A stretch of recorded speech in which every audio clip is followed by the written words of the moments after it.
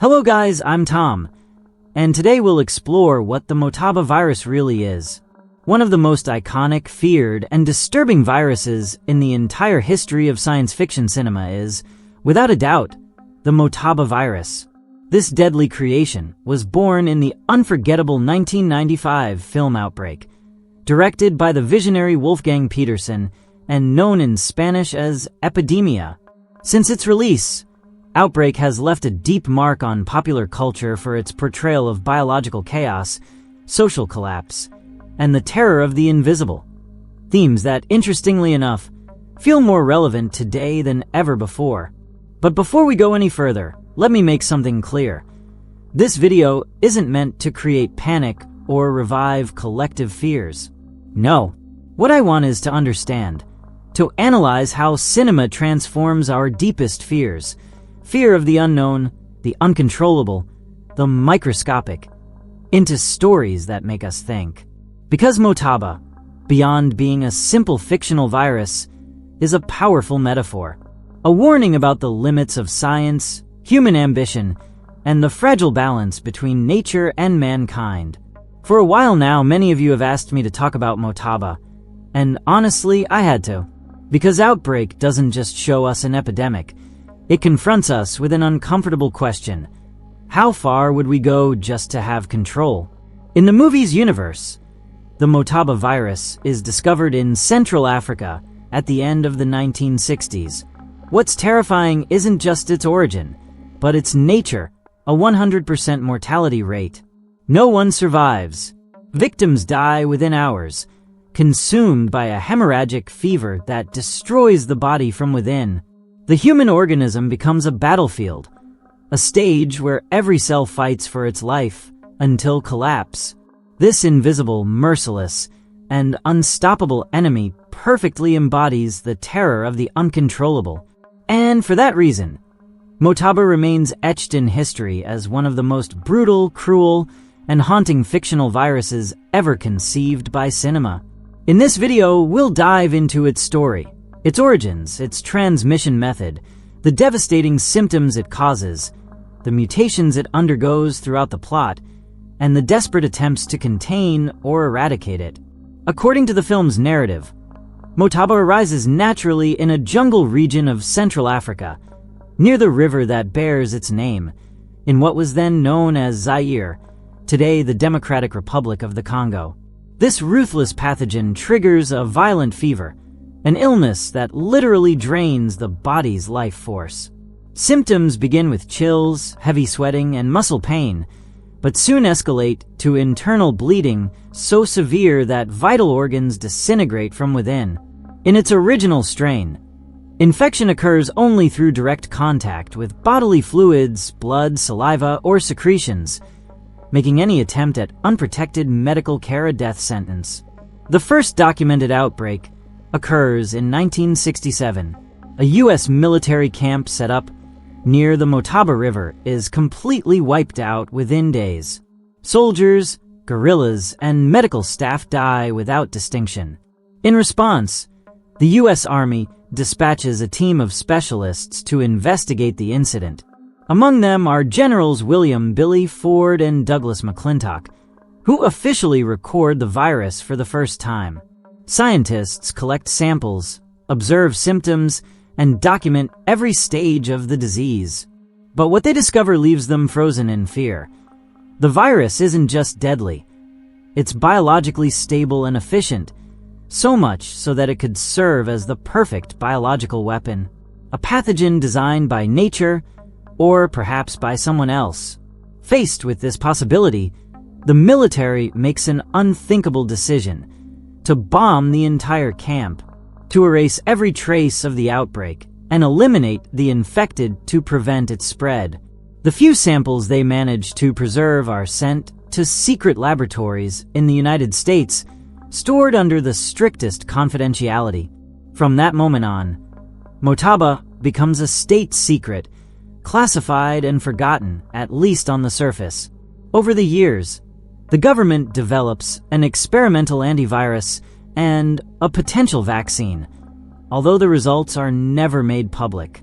What was supposed to be a humanitarian mission turns into a dark military research project.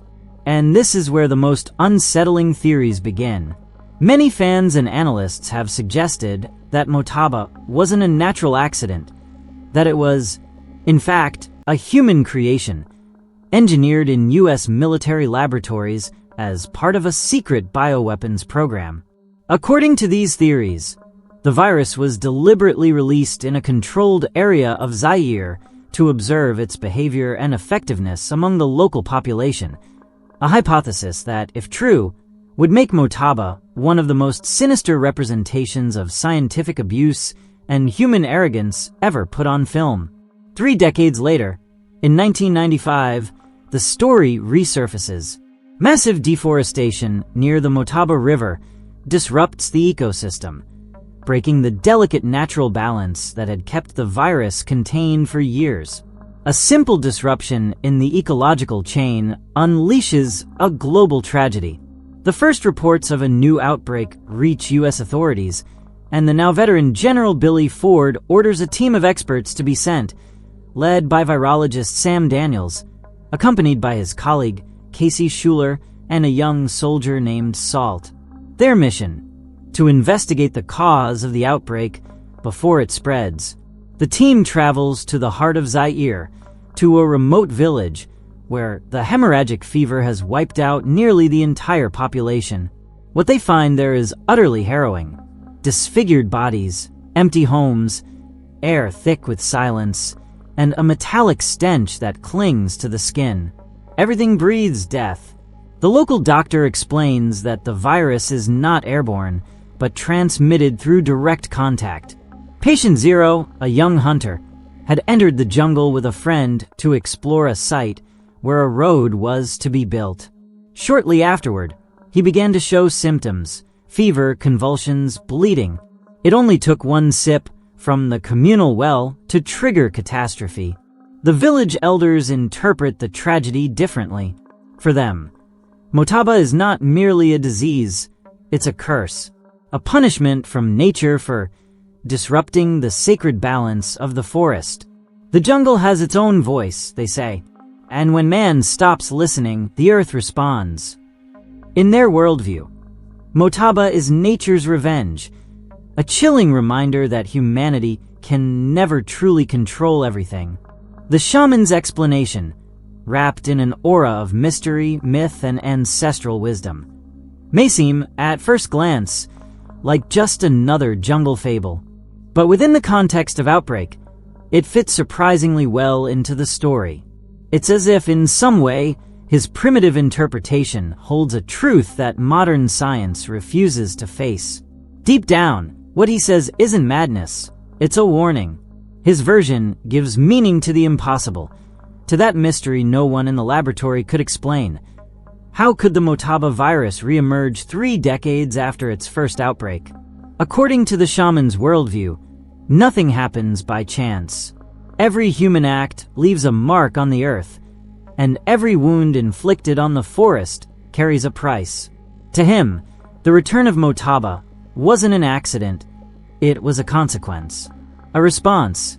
The hand of man, with its insatiable hunger to dominate nature, had shattered the sacred balance that kept the jungle alive. Bulldozers tore wounds into the earth. Ancient trees fell. Rivers became muddied with the sludge of progress, and the animals, disoriented, fled toward human territories. In that process of destruction, something awoke, something ancient, something that had slept in silence beneath the damp skin of the rainforest. A virus, dormant, patient, lethal. From the shaman's perspective, the jungle is a living being, and every root, every branch, every creature forms part of its body. When man destroyed that balance, the forest released its natural defense. Motaba, a biological punishment born from the earth itself, as perfect and merciless as any divine creation. First, the animals fell, the invisible intermediaries between the jungle and humankind. Then, the virus made its leap to the villages, through a species that would become key: Capuchin monkeys. Agile, small, impossible to catch, and constantly interacting with humans, they were the perfect carriers. The shaman sums it up with a phrase that sounds more prophetic than metaphorical. The jungle never forgets, and when man forgets his place, the jungle reminds him. And so it was. A single act of human curiosity was enough to reactivate a nightmare that had been asleep for 30 years. A young villager, driven by the promise of progress, ventured into the forest to explore the area where a road was being built. He didn't know it, but that step sealed his fate. Something in the air, in the water, or on an animal's skin infected him. When he returned, he shared his discovery with his neighbors, drank from the communal well, and within days, the entire village was consumed by the hemorrhagic fever. Meanwhile, thousands of kilometers away, in air-conditioned laboratories and offices, men in suits argued over data, unaware that nature had already delivered its verdict. One of them was Colonel Sam Daniels, a virologist with more emotional scars than medals. When he hears about the outbreak in Africa, his reaction is immediate. He calls his superior, General Billy Ford, urging him to act quickly. Daniels recognizes the pattern. He knows he's facing a virus with abnormal aggression, one capable of mutating, adapting, and spreading in record time. He warns that if it isn't contained immediately, it could become a global pandemic. But Ford, with the cold composure of a soldier who's seen too much, reassures him. He tells him the virus is self-limiting, that it kills too quickly to spread widely. For a moment, Daniels wants to believe him, yet something in the general's voice unsettles him.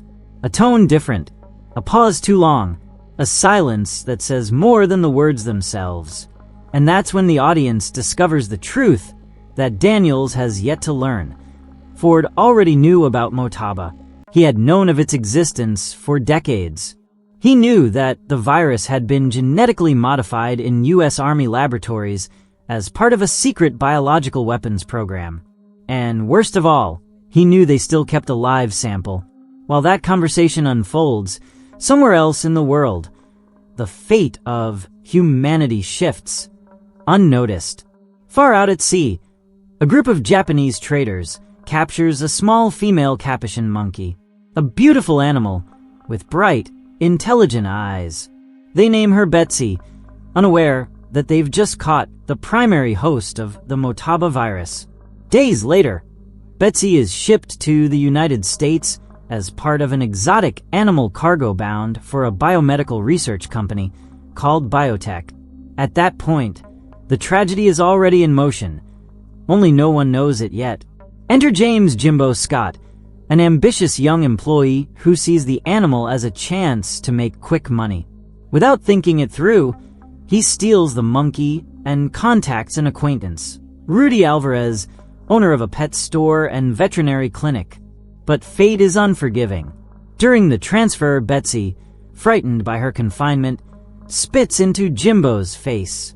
An instinctive, almost innocent gesture, but deadly. In that instant, the virus enters his body.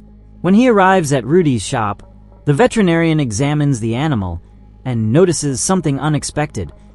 Betsy is a female, not the male his client had requested. He refuses the deal, but while trying to calm her down, the monkey scratches him, transmitting the virus into his bloodstream. Frustrated and unaware of the danger he's carrying, Jimbo decides to release the monkey into a nearby forest. He then boards a flight to Boston, thinking it's all over. But Motaba is already running through his veins. During the flight, Jimbo begins to feel ill. High fever, sweating, dizziness. His body starts to collapse unnoticed. When he lands, his girlfriend Alice is waiting. He hugs and kisses her, unknowingly sealing her fate. Hours later, Jimbo collapses at the airport. Both are rushed to the hospital, where doctors report a case of an unknown hemorrhagic fever. The Centers for Disease Control and Prevention, CDC, steps in. The specialists believe they have everything under control. None of the passengers seem infected. The outbreak appears contained. But that calm is an illusion. Miles away, in the small town of Cedar Creek, California, veterinarian Rudy Alvarez begins to fall ill. At first, doctors think it's just food poisoning. But the symptoms worsen: fever, hemorrhages, convulsions. When they try to analyze a blood sample, the fatal mistake happens. A technician accidentally breaks the container. A single drop escapes, and that's all it takes. Hours later, that same technician goes to the movies with his partner.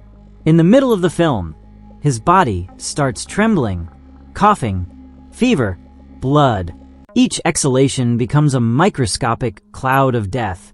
In the dark theater, among laughter and whispers, Motaba finds new hosts. And within hours, the disease spreads throughout the town. What follows is pure chaos. Cedar Creek becomes a war zone.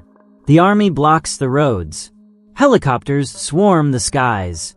No one enters, no one leaves.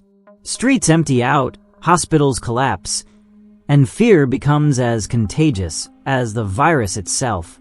And just when it seems things couldn't possibly get worse, the worst news arrives. Motaba has mutated. It no longer needs physical contact. Now it's airborne. Every word, every breath, every glance could mean the end. Tension skyrockets. Sam Daniels and his CDC team race against time, knowing the clock is ticking, while the military prepares an extreme plan to wipe Cedar Creek off the map to contain the infection. Daniels discovers one last hope: the monkey Betsy, the original carrier, the only living being with the antibodies needed to synthesize a cure. As chaos erupts and despair consumes the small town, the air fills with screams, sirens, and orders that no one listens to anymore. The streets, once peaceful, have become a stage for collective hysteria. And in the midst of that hell, the U.S. Army reveals its true purpose. They aren't there to rescue anyone or to restore order. Their mission is far colder, more calculated, and far more sinister: to completely eradicate the infected zone, to erase every trace of life, in order to preserve the Motaba virus intact. A virus they don't intend to destroy, but to keep, to turn it into the perfect biological weapon, ready to be used in future covert operations. A tool of power disguised as tragedy. And although it may seem like an impossible nightmare, this story invites us to take a closer look. Before judging the Army's decisions or the consequences of their actions, there's something fundamental we need to understand. What exactly is Motaba? How does it act inside the human body? What makes it so devastating? And why is it nearly impossible to stop once it's set in motion? The first known version of Motaba is, quite literally, a death sentence. A merciless virus, leaving no margin for error, no chance of survival. Its mortality rate, 100%. From the moment it enters the body, the countdown begins. Within hours, the entire organism becomes a microscopic battlefield. Its incubation period is brutally short. Less than 4 hours are enough for the first symptoms to appear, disguised as nothing more than a simple flu. But what comes next is something entirely different. In just 1 or 2 days, the virus unleashes an internal storm. It destroys tissue, corrodes blood vessels, and attacks vital organs with inhuman ferocity. The degradation is so fast and so violent that most victims die within 48 to 72 hours after infection. It's a biological execution, precise and merciless. The first signs are deceiving: fever, coughing, profound fatigue. But soon everything turns into a spectacle of horror. The skin begins to fill with reddish spots that swell and burst into bloody pustules. The fever soars to unbearable levels, the muscles weaken, and the infected can barely stay conscious. When the body can no longer regulate its temperature, convulsions strike, followed by total unconsciousness. It's the point of no return. the moment when the virus has completely consumed its host. Outbreak portrays this process with an almost documentary rawness. No filters, no visual relief. The cases of Jimbo, the hospital technician, and Dr. Casey are among the most disturbing. Casey, knowing the risk, continues his work searching for a cure until his biosuit tears and the mutated virus invades him. What follows is a chilling scene. Uncontrolled fever, violent tremors, convulsions, and skin covered in oozing wounds as his colleagues desperately try to cool his body with ice. But nothing works. Within hours, his life fades before our eyes. 8 hours after infection, the victims begin to bleed from everywhere. They vomit blood, suffer severe diarrhea, and the blood vessels in their eyes burst. The virus literally liquefies the internal organs. In one of the most shocking scenes, scientists watch under a microscope as Motaba destroys kidney cells. In just 2 hours, healthy tissue turns into a scorched wasteland, where thousands of new viral particles swarm like an invisible plague. 8 hours later, nothing living remains. Its replication speed is so extreme, it even surpasses real viruses like Ebola. And that's where Motaba's true horror lies, its speed. That ability to spread and multiply uncontrollably makes it a practically unstoppable biological threat. It's a race against time, a desperate struggle where every minute counts, and where the protagonists must face not only the virus itself, but also the ethical decisions that could doom all of humanity. Within the Outbreak universe, Motaba exists in 2 main forms. The first, the original strain, can only be transmitted through direct contact with bodily fluids. It's deadly but containable. However, the second version, that's another story. A far more aggressive, more intelligent mutation that spreads through the air. Invisible, fast, and lethal. Both share the same devastating symptoms, but the airborne strain can kill a person in just 24 hours. In the face of such catastrophe, the military develops an experimental serum, E1101, a theoretical vaccine designed to stimulate antibodies to neutralize the virus. But the problem is enormous. This antidote only works against the original strain. The airborne mutation renders it completely useless. Humanity stands literally one step away from total collapse. Hope arrives at the most unexpected moment. The protagonists manage to capture the Capuchin monkey carrying the original virus, the patient zero. Its unique antibodies hold the key. By combining them with the E1101 formula, they create the ultimate antidote. It's a desperate, almost miraculous act, but it works. They manage to stop the epidemic, save the survivors, and prevent total annihilation. Although Outbreak is a work of fiction, its roots run deep in reality. The screenplay draws inspiration from The Hot Zone, the book by science journalist Richard Preston, which documents real outbreaks of hemorrhagic viruses like Ebola and Marburg in Africa. Screenwriters Lawrence Dworet and Robert Roy Poole, together with director Wolfgang Petersen, took that scientific foundation and transformed it into a tale of pure tension, where science and emotion intertwine to create a disturbingly realistic thriller.